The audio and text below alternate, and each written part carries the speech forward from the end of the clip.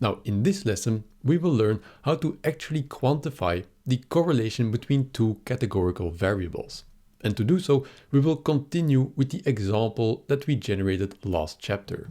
What we want, in essence, is a number or a measure that represents the deviation from the null hypothesis, which, remember, in this case is that there is no correlation at all. Now, it will be, of course, no surprise by now that also for this case there is a dedicated statistical test with a corresponding p-value. And this statistical test is called the chi-square test. And its starting point is the expected contingency table. Now, to understand what this expected contingency table is, let's first take a brief look again at our observed contingency table. Here, we collected the results of our generated dataset, namely the number of men and women that prefer cats or prefer dogs. Now, the correlation between gender and pet preferences showed itself in this contingency table by looking at the difference in ratio between liked cats or liked dogs and the total for males, and the same for females. For instance, if we divide likes cats with the total for males, we get roughly 70 or 75%, whereas for the females, if we divide likes cats with the total, we get roughly 60%, and thus a difference in pet preference between males and females. Now, what the expected contingency table does is it represents the null hypothesis, and the null hypothesis means that there is no correlation, so also no difference in ratio between these numbers and the totals between male and female. So what it actually does is it looks at the same number of data points, in this case 333 times likes cats and 167 times likes dogs. It looks at the ratio between these two and also then generates these four middle numbers such that they have the same ratio. For instance, if we divide this number with a total of males and we divide this number with a total of females, we will get exactly the same ratio. And because we get the same ratio, this means that there is no correlation between gender and pet preferences, exactly the null hypothesis. So the chi-square test first generates this expected contingency table, which shows no correlation, and then measures the deviation from our observed contingency table with this expected contingency table. It puts this into a number and it also spits out a p-value. Now, the logic behind this p-value is always the same. It represents how likely it would be that we would get an observed contingency table, for instance like this, if we would have the null hypothesis to be true. So if there is no correlation between gender and pet preferences, how likely would it be that we would get exactly this table or more extreme? Now, if this p-value is smaller than 0.05, or statistical significance, then we can confidently say that these numbers that we observe do indeed indicate a correlation between gender on the one hand and pet preferences on the other hand. Now, as always, generating these numbers, the p-value and the chi-squared, the deviation between the two, but also the expected contingency table, all of this information is generated in just one line of Python code. Now, this of course is not the hard part. The hard part is what we've done throughout this course, really understanding these concepts and having an intuitive feel of what they represent. So just in short, we have this observed contingency table, and what the chi-square test does is it generates the expected contingency table, which has the values that we would have if there is no correlation at all, and then measures the deviation between these two tables. And then the confidence of this deviation is represented in the p-value that is also provided. So let's look at some examples. The first example is the one that we generated before. So we have a male preference of cats of 70% and a female preference of cats of 60%. So on average, 70% of males prefer cats over dogs and 60% of females prefer cats over dogs. Now, we could see this difference in these visual graphs, but now we also have a numerical value attached to it. So we have a chi-squared of 10.43. Now, the exact value is not that important. What is important is that we have a p-value that is incredibly small, and thus it indicates that we can be very confident in our conclusion that there is indeed a correlation between gender and pet preference, and that this difference in preference between males and females is indeed indicative for the underlying populations. So let's now look at another example. Let's say that we put these preference levels, this 60%, equal between males and females. This means that on average, males and females will prefer cats over dogs an equal amount of times. Now, even though we visually see that on the left-hand side, the blue bar is in proportion larger to the green bar than for the female case, which might lead us to think that there is indeed a difference in preference, if we run the numbers, then we see that we have a chi-squared of 0.43 and a p-value of 0.50.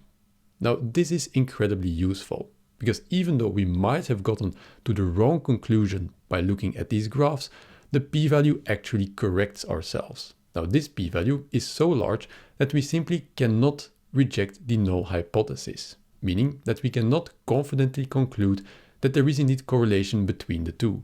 And indeed, we set them so that there is indeed no correlation. So this p-value is correct and leads us to the right conclusion, even though visually we might conclude otherwise. Now, to end off, let's look at a more extreme example. In this case, there is a male preference of 30%, meaning that only in 30% of the times, males prefer cats over dogs, and thus 70% of males prefer dogs over cats. Now, for females, this is 50-50.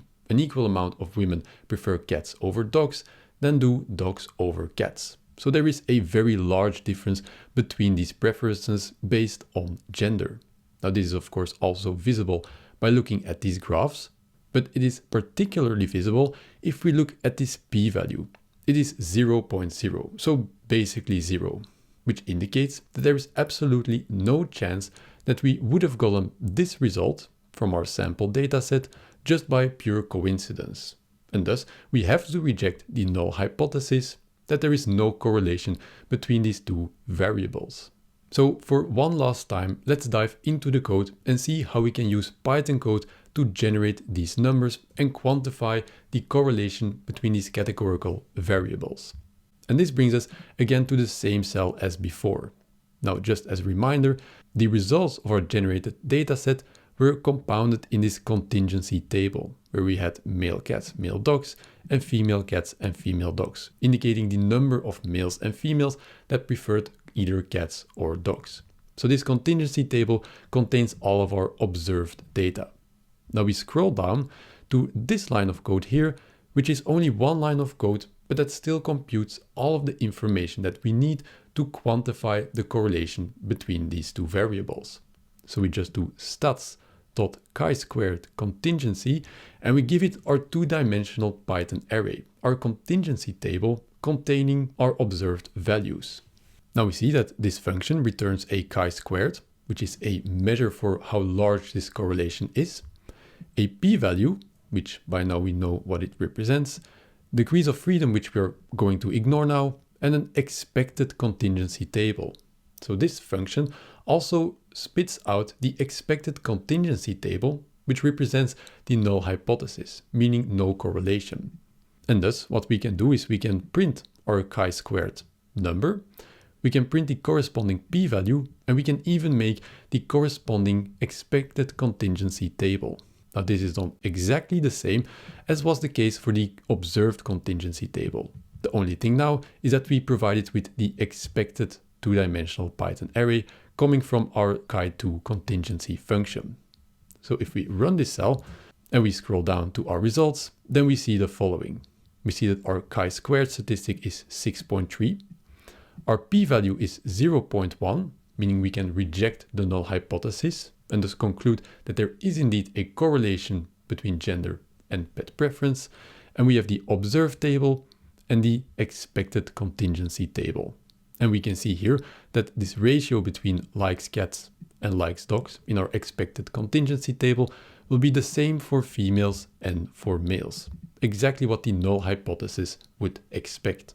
And this is how easy and straightforward it is to compute the correlation between two categorical variables. Now, of course, you can play around with this and look how these change when you just change these variables. You can change, for instance, these probabilities of pet preference, but you can also, for instance, change this number of individuals. For instance, you can make this number of individuals very small, let's say 50 or even 20. And then additionally, you can make it so that these probabilities indicating the pet preference for males and females are very like the same, but not exactly the same, such that there is a very small correlation. Then in that case, you will see that it is very hard, even with these statistical tests, to really detect this correlation between these two categorical values. And this brings us to the last slide in this lesson, namely that the smaller the correlation, or the smaller the statistical significance of this correlation, the more difficult it is to detect. Now this comes back to a very general strategy that I mentioned throughout this course. However good your statistics is, the absolute best strategy that you can use in statistics to get more conclusive results is, of course, to collect more data. And it is on this very nice note that we can end this chapter, but also end the entire course and the official course material. Now, if you made it this far, I must congratulate you, because it has been quite a journey.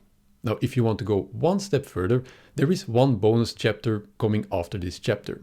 Now, in this bonus chapter, we go one step further than just detecting and quantifying correlation.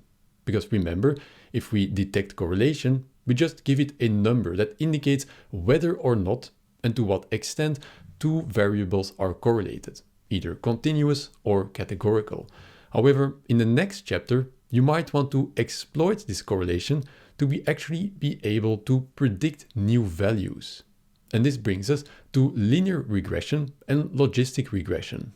And these concepts and procedures will at the same time be the first step into the world of machine learning and AI, which will also be the topic of my next course. So keep an eye out for that one. So if you're interested in that, then the next bonus chapter is definitely for you. And with that, I thank you for attending this course, and I hopefully see you in the next one. Best of luck in your data science career.